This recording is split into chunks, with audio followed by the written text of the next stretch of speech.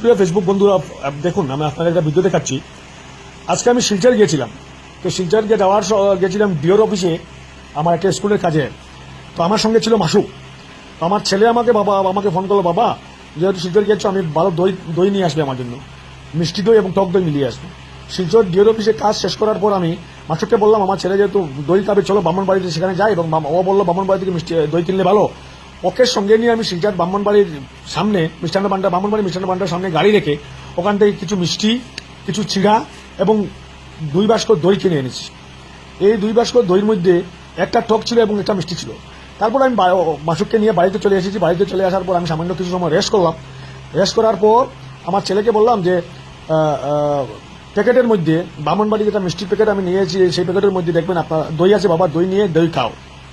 আমার ছেলে যখন প্যাক পুরা প্যাক খুব 1 সেকেন্ডও প্যাক খোলা হয়নি। আমার ছেলে যখন এই মিষ্টি ডোঙ্গা থেকে প্যাকেট থেকে দই বাটিটা খুললো, পুরা প্যাক বাটি, তখন আমাকে দৌড়ে নিয়ে এসে বলো, বাবা কই থেকে দই এনেছো, দেখো দইয়ের ভিতর জীবিত যোগ দৌড়াচ্ছি। এটা দেখে আমি অবাক।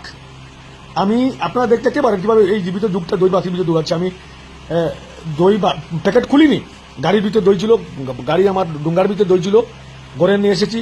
করে নেওয়ার পর আমার ছেলেটা দেখো ডুঙ্গা খুলে দই প্যাকেট, মুখে ডাকনা পুরো ডাকনা দেওয়া, দেখুন আপনার ডাকনা দেওয়া পুরো ডাকনার ভিতর যখন আমার ছেলেটা ডুব দেখলো, আমাকে বললো, বাবা দেখো কিভাবে জীবিত ডুব দৌড়াচ্ছে। এই অবস্থা আমাদের বরাকের মিষ্টান্ন ভান্ডার গুলা কিছু আমি আগামীকাল এটাকে এফআইআর করব এবং এই এফআইআর করে কিভাবে ওরা জীবিত যুগ দই মিষ্টান্ন ভান্ডার এই দইয়ের ভিতরে দিতে পারে। আমি আশ্চর্য। আমি আজকে যদি যুগ দৌড়াচ্ছে, কালকে সাপ দৌড়াবে। দেখুন সেই শিলচর ব্রাহ্মণবাড়ি মিষ্টান্ন ভান্ডারের দইয়ের অবস্থাটা কি, দই বাটির ভিতরে কেউ জীবিত দৌড় দৌড়াচ্ছে।